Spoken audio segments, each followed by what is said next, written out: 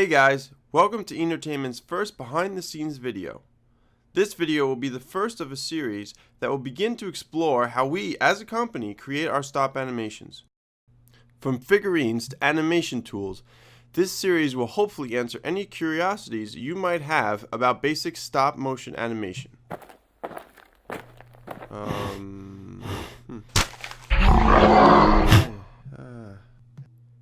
Anywho, here's our first video.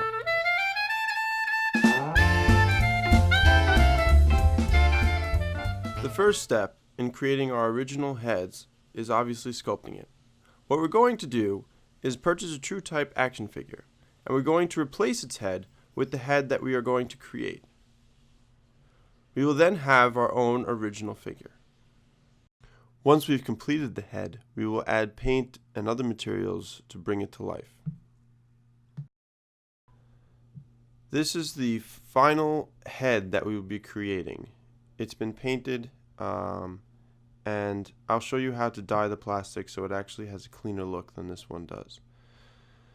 So in order to get a head like this, we need to start off by making an aluminum foil base. The aluminum allows the clay to be hollow so that when we bake it, it doesn't crack. Important thing is to make sure that your aluminum skeleton is accurate to size and shape, because if it's not, when you start adding the clay on top, it's going to affect it tremendously.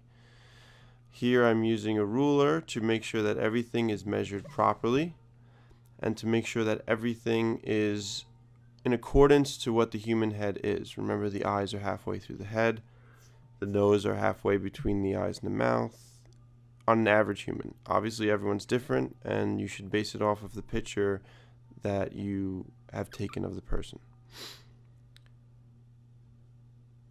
So first thing, after we have our aluminum foil head, we flatten out the clay.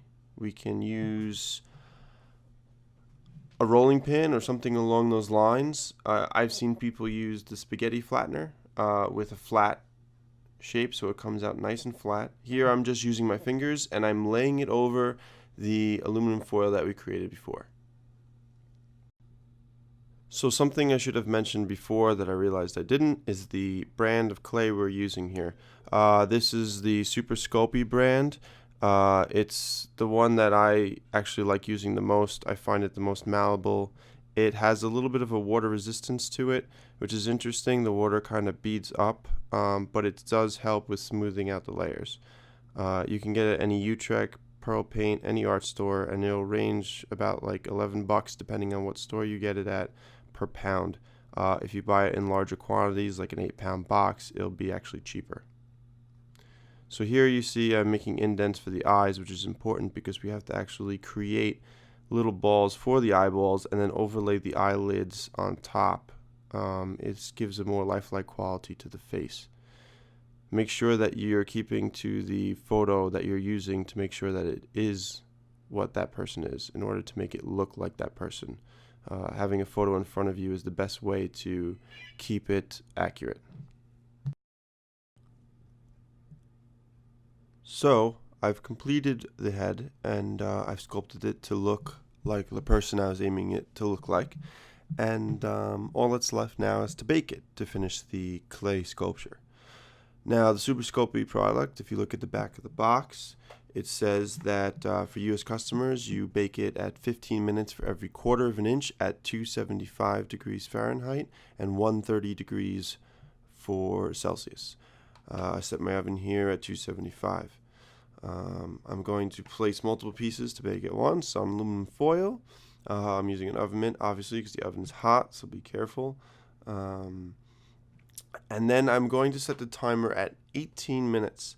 Why? Because the nose itself is all clay. However, it's not large enough to be 2/4 of an inch, so I'm not going to be setting it for like a half hour. I just want a little extra time just to make sure it bakes.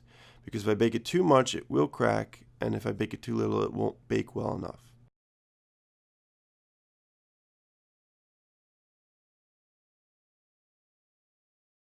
So now it's been done for a few minutes now. The oven's been cooling, so I've taken it out. I'm checking for cracks. It looks really good.